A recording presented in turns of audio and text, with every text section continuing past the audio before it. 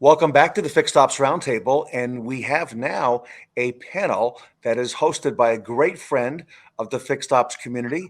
It's Kaylee Filio at PartsEdge. Kaylee, welcome back to the Fixed Ops Roundtable. Thank you for having me. Hey, I'm excited about this topic that you've got today, and you've assembled another team of superstars to take us through it. So, Kaylee, thank you for all that you're doing for the Fixed Ops community. Thank you. All right, so I'm going to go ahead. I'm going to step off stage. I'll allow you to get started. And again, Kaylee, the show is yours. Thank you. All right, let's get started. I'll have everyone go through and introduce themselves so that everyone knows who you guys are. But I'm Kaylee Filio with PartsEdge, and I'm the Sales and Marketing Manager. And then we'll go to you, Sean. Hi, I'm Sean Perrette, Parts Manager, Mercedes-Benz of Farmington, Utah. And I'm Holden Scott, Fixed Ops Director at Regal Nissan in Roswell, Georgia. Hey there, James Holloway, Swickard Automotive Group. I'm the Wholesale Operations Manager. Hello there, I'm Mike Weldon with the Hansel Auto Group, Fixed Operations Director. All right, thank you guys for joining. I'm very excited because I handpicked you guys because each one of you I think can add such value to this conversation.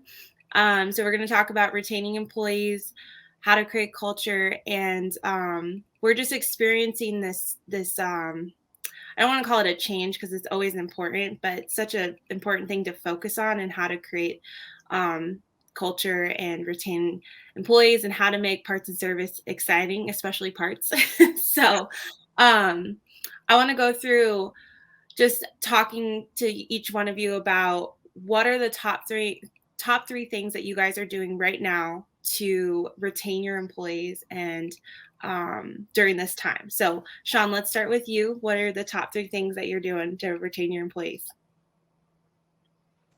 Well, the most important thing is everybody talks about culture, and we're trying to build the same culture, just not through the individual department, as the same culture throughout the whole dealership. So just if you go to parts, you go to service, you go to sales, we all have the same basic core values and the same culture.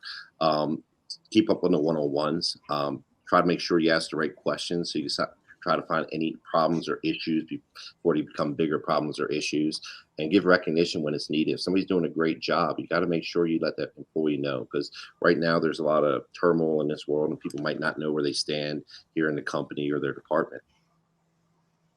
Those are great. Yeah. And Holden, what are the top three things that you're doing? I mean, obviously piggyback off what Sean says, culture comes number one. It goes from the top down. So whatever attitude you want your people to have, you got to have first. Next thing for me is fun. I'm someone who I like to have a lot of fun. So I'm almost like a game show host over here. We play Plinko. I just got done doing Battleship with my technicians. I do remember seeing posts like that. That's so fun. Yeah. So do lots of things like that. And then number three is just caring about your people. Try to make it a point I got 60 guys, try to make a point to say hey to each one of them every day. And one thing I just do personally is I try to text someone every day after work where I saw them do a good job, because I think sometimes it just goes back to recognition. People want to be recognized for the good work they're doing other than just monetarily. People like to feel good and they like to know that they're making a difference. Mm-hmm. Yeah, that's great. And James, what about you? Uh-oh, I think you're on mute. Sorry. It's okay. Top three things, it always boils down to this. Number one, hiring. And when I say hiring, making sure that you have the right candidate. And when you talk about interviewing somebody for a job, it's my belief that it's always better to hire for attitude, and you can always train for skill. Okay. And number two, onboarding. Onboarding is probably one of the most overlooked things, where if we look at a resume and we see this person's worked on CDK or they have experience with selling parts online, it doesn't necessarily mean that they're good to be plug and play. You have to hold their hand. You have to show them the ropes. You have to explain what we do, why we do it, and these are the steps and these are the expectations. And then number three, it comes down to, again, coaching and training. So that has to be a consistent thing. And coaching and training, sometimes this is kind of a little joke that I have, but I always tell people, training is something that we do, not something that we did. That's a great point. Yeah, it's an ongoing thing, always training. It's not just one time. So that's great points. What about you, Mike? Well, I think if I take everything from what each one of these gentlemen have just pointed out, I think we've all learned through the School of Hard Knocks and how the whole world has changed. People have opportunities and options now that they really weren't afforded with before. So it's caused most companies to take a look at their business and how they treat their employees a lot differently.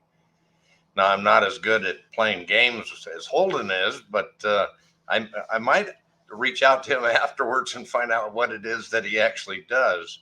But it does get right around to onboarding people correctly, training them properly, and making sure they understand what the job is, and then appreciating what they have done. I think that's a daily thing that you've got to do. And we've done more and more of it. It's still not a comfortable thing because you would assume that everybody is just here and they understand what the goal is, but it's something you have to do. It is. It's like nurturing a relationship, like a friendship or, with a significant other. You have to learn about their personality and what they're going to appreciate and how can you make them feel appreciated. So I think the personality is the number one thing of understanding because everyone's so different. So, yeah. And then, so I wanted to bring up too, how do you guys coach your existing employees to help support the new employees? Because we have this mix of people that have been in the industry probably 30, 40 years and they just know what they got to do, and sometimes it can be frustrating to help new employees, and especially if the new employee hasn't been in the industry for very long. So do you guys run into that, or how do you train, how do you support your existing employees to support the new ones, I guess is my main question. Does anyone want to go first? Well, I think you need to set an expectation from the beginning that new person is only here to strengthen the team. It's saying it's a rising tide lifts all boats. I mean, having additional employees allows you to delegate the workload, which indeed, allows you to have people have more time off and be able to take their vacation days. I mean, and then the end result is everybody has more, it's work-life balance. You're allowed to have more work-life balance for having more people. Mm-hmm. Definitely. What about you, Holden? Are you experiencing that? Yeah, I am. I got some newer advisors that I've been getting from independent shops and things like that. And one of the things I like doing is pairing them with different advisors along the way, because I'm a real big believer in you learn as you teach. So there might be things that guys do that they just don't even know why they do. And then as they have to try to teach someone, that person then asking them questions or challenging as far as like, hey, why do we do it that way, is going to then make that person have to think, okay, why do I do it this way? And maybe those two people together all of a sudden come up with better ways to do it. So I like to take new people and kind of have them have different mentors and then move them around within my department, because then each person is going to have to step up and lead a little bit. And then, like I said, I'm a real big believer in you learn as you teach. Yeah, I agree. Just training or explaining why you do something really teaches you what you're doing and why. So yeah, that's great. James, what about you? Well, one thing's for certain. I think different people learn in different methods or different ways. And I think for me in the past, with a lot of the people that I've hired and trained, spending time with them.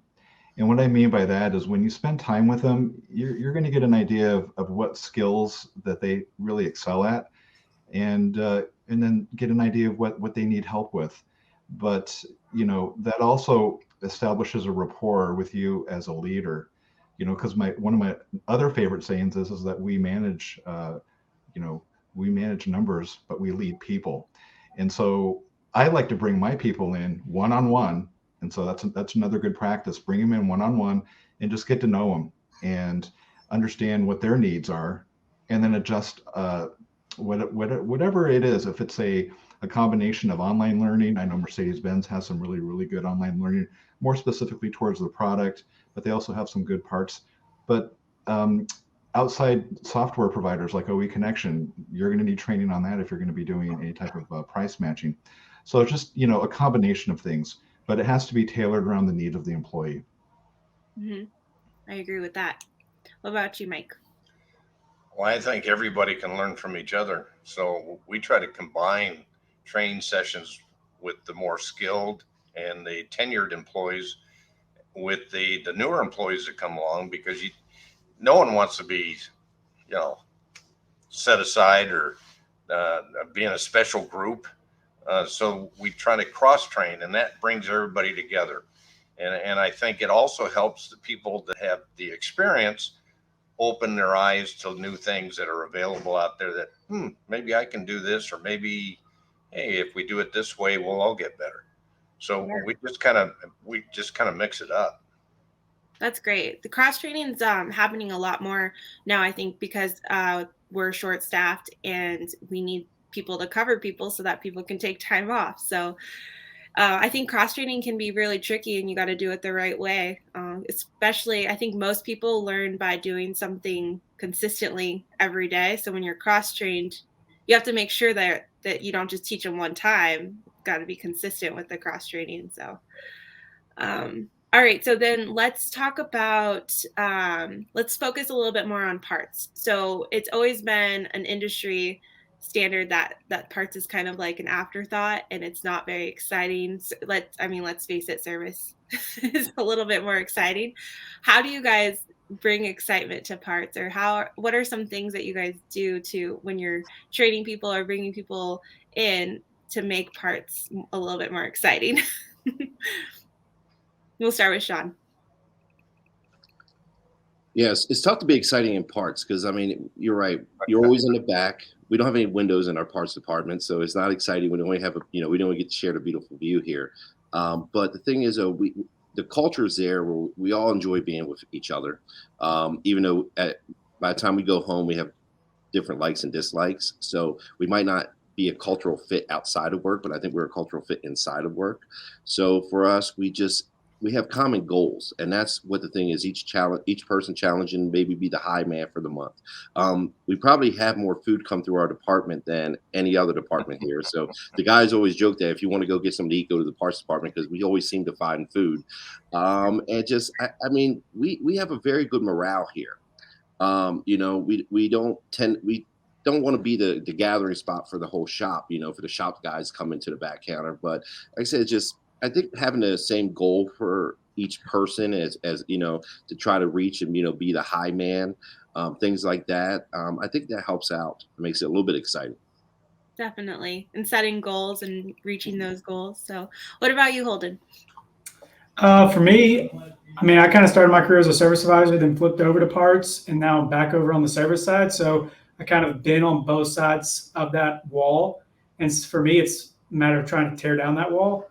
So because parts, they don't get all the, love when it comes to KPI. Like if you have good KPI, usually you don't give a shout out to your parts department. But me, I try to share that with all the departments, because at the end of the day, they do have something to do with that. So whenever we get positive feedback from customers, positive reviews, I make sure to send that over. We got a group text with parts that I'm in, and I make sure to send that over to those guys, because at the end of the day, it might say the service advisor's name, but there's a lot of unnamed people in that survey that go into that. So it's just making sure those guys realize that, hey, you're not forgotten. Without y'all, we wouldn't be able to succeed the way we do. And so to me, that's just the biggest thing, is just recognizing those guys that are behind that wall and just trying to keep that wall torn down as much as possible.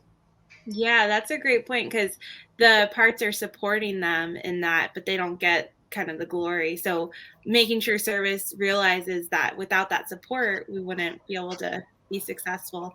Do you guys all agree, like when it comes to pay plans, paying off both and mixing that?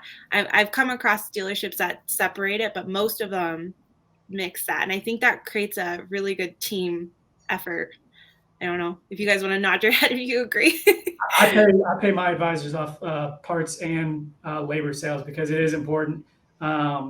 and whenever we do contests, we get parts sometimes involved in ways we can. But yeah, definitely, it's just another way to keep that wall tore down, in my opinion, is they got to rely on the parts department to make their full paycheck, and everyone's got to work together. Exactly. Yeah. James, what about you? I think a lot of employees like to feel a sense of like mastery. When I say mastery, hey, we've achieved this new level. We hit our goal. We're making more money. Well, most of the pay plans are based on, if we sell more, we make more. Some parts departments have separate pay plans for separate things, specifically wholesale, especially if you're big enough to have a wholesale specialist. Chances are that person's going to be paid on growth, new accounts, things of that nature. But culture, let's face it, we spend more time at work than we do sometimes with our own family, and they are our family, our coworkers and our colleagues and our customers. Like I said before, we are in the people business, and I think we pretty much have a good idea of how to communicate, being supportive, always displaying a positive attitude. And I think probably the biggest thing is communicating. And when you communicate to your team what the goal is, or where we were, or where we're at, or how we're going to get there, they look to you as like, okay, he's or she is the person who's going to get us there. So that's always a good thing. That is. And we'll go to you, Mike. Well, I basically abolished the parts and service departments. We now have fixed operations. I think that was so essential in our development, where we celebrate everybody's winning. We make sure that everybody understands what the objectives are. We set goals, and everybody works together to try to accomplish those goals. And then at the month end, we do a company-wide communication. And since COVID's been here, we've done it by Zoom, and we highlight everybody for their performance and what they contributed to the end result. And I think that's brought us closer as an organization. I agree.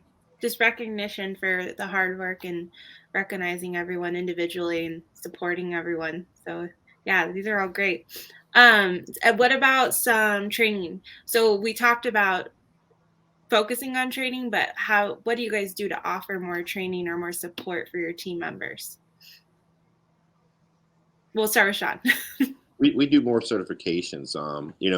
Like James is an MB guy, so he knows Mercedes-Benz has their fair share of training, but we just don't like to stop at just what it takes, like for the quarterly or monthly requirements. So for us, I want everybody to get at the base minimum where they're at, where it be star, master, or I think it's I forget the third, but anyway, but I just want everybody to be at where they're supposed to be at with their training. We also want people, if they want to go out and get ASC certified, or take different classes, get things like hazmat. Like I have a requirement for every employee to be hazmat certified, because you never know when you might need it. You can take that somewhere else, or you can sit there. It works for 3 years. So we got to make training fun. We just can't have it where like, hey, you just got to get these done so we're not in trouble or things like that.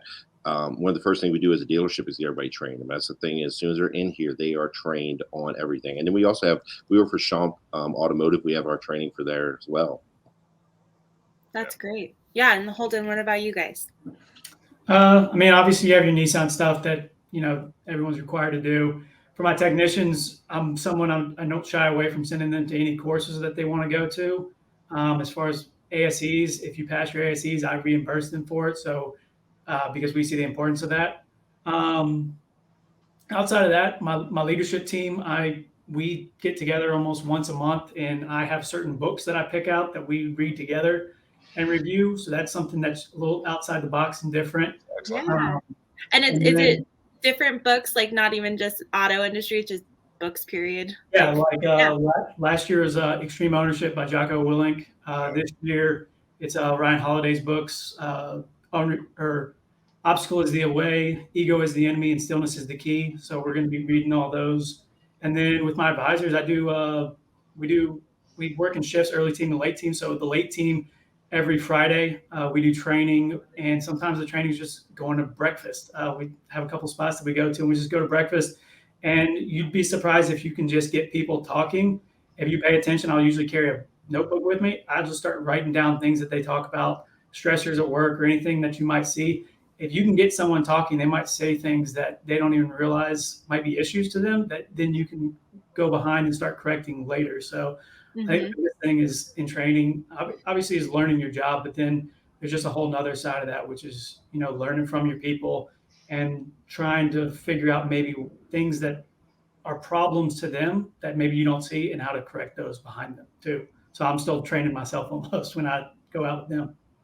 That's a great point. And that going off kind of the same subject or whatnot, correcting people. I think there's a right way and a wrong way, and there's and you kind of learn through doing it that how do you correct your guys' people.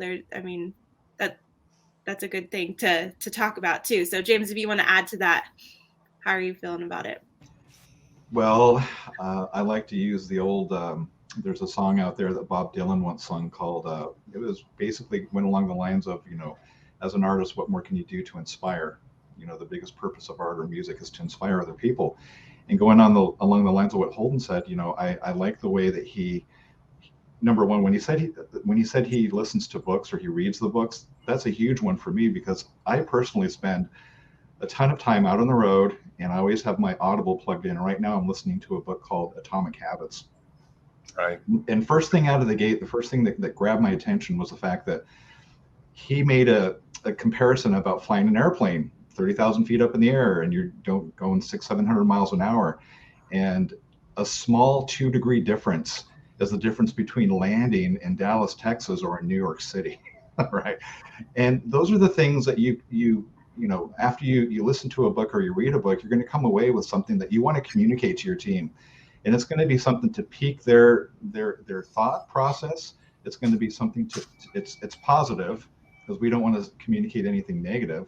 And it's going to get them thinking, what can I do? What type of contributions, what small 2-degree change can I do that's going to help the team? So that's great. Reading is so important. Listening to podcasts, and I love it. It's just one of my favorite things to do, especially when I'm walking outside. So, Mike, what about you? Well, I think more and more people are into the auditorium type of learning, but we found there was a big need, whether or not it's for professional improvement or personal improvement or personal needs. And we put together a university. So our staff members can reach out into this university and they can grab the material that's out there and they can use it for their own self-benefit. We've got a coach that we've got about 4 or 5 coaches that work in this group, and people can reach out to them individually and help themselves advance in their career and also advance in their own personal lives, because I think a point was made earlier that this is a second family. And I think it's very important that we function effectively in both our personal lives and our business lives to get the most enjoyment and benefit out of it. Yeah, that brings up another question too, is the work-life balance that everyone talks about. Aside from supporting them in the ways that we just talked about, how do you support them in having a work-life balance? And what are some of the things that they're requesting other than, paying them more? What are things that you can do to support the work-life balance? So we'll start with you, Sean. Oh, I think you're muted. I got you. Yeah. Well, the hardest thing is covering the time we're open.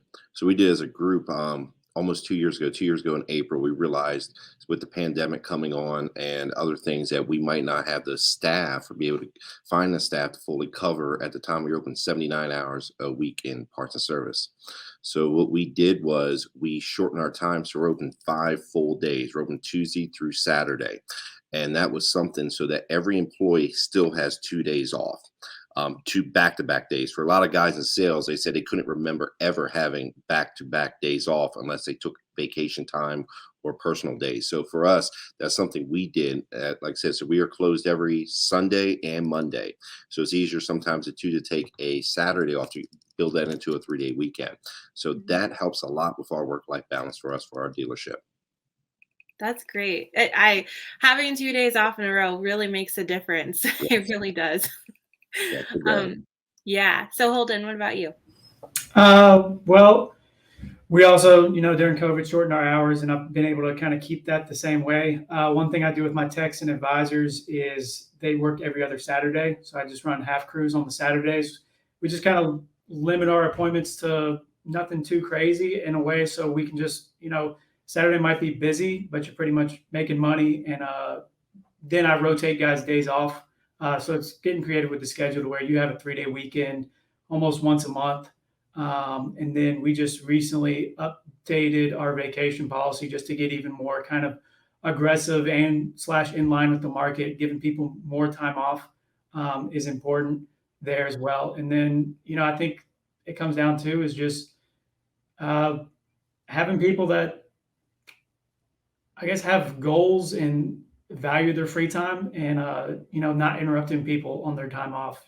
So my advisors, we work in 2-man teams. That way we're not having to call each other on our time off, because that to me is one of the most important things. Is when you're away from work, I want you away from work, disconnected, because the old saying, if you don't come apart, you'll come apart. So Yeah, it's so important when you're off to actually be off.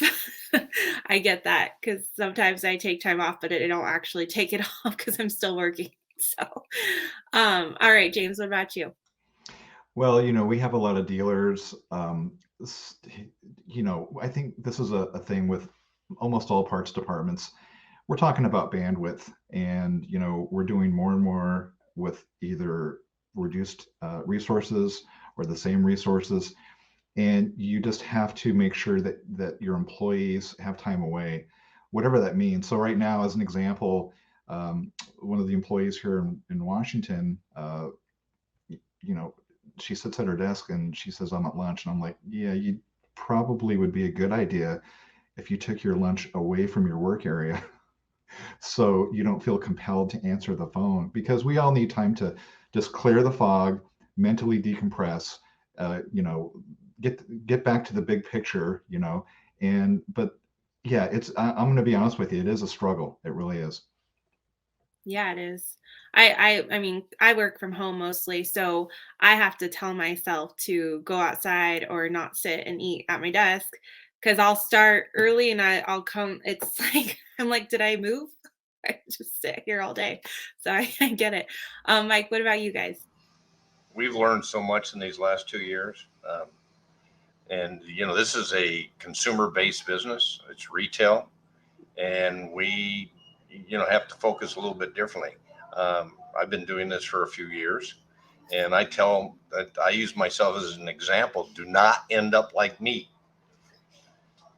Go home, relax, enjoy yourself. I get excited when I can afford the opportunity to somebody that they can go buy a house, buy a car, get married, go on a vacation.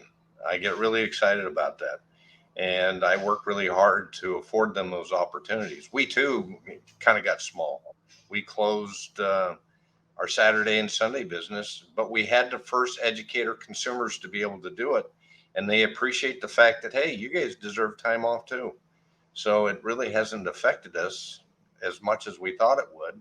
Eventually we may venture back into it, but we've got to get staffing first, right? And that's tough right now for everybody. I think a lot of consumers understand that we need a break, and you guys are blocking out your schedules so that the consumers aren't taking over your schedule. And I mean, that's so important to do. So it's great. Wow.